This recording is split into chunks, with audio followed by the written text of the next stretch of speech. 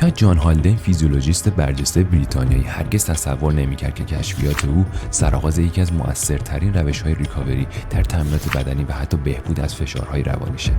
او طی آزمایشات بالینی به الگویی در تنفس طبیعی پی برد که امروزه به آن آه کشیدن فیزیولوژیکی میگن. این واکنش غیر ارادی حدود 12 بار در هر ساعت رخ میده و نقش حیاتی در حفظ عملکرد بهینه در ریه‌ها رو داره. اما نکته جالب اینجاست که شما میتونید این الگوی تنفسی رو به صورت آگاهانه و ارادی در تمرینات خودتون به کار ببرید. برای این کار کافیه در فواصل استراحت یا پس از تمرینات به جای تنفس عادی 2 دم پشت سر هم و سپس یک بازدم طولانی داشته باشید. استفاده منظم از این روش میتونه به خروج سریعتر CO2 انباشتی کمک کرده و با کنترل بهتر pH عضلات آستانه تحمل بدن رو در تمرینات افزایش بده. نمونه اجرای این الگو به این شکل خواهد بود.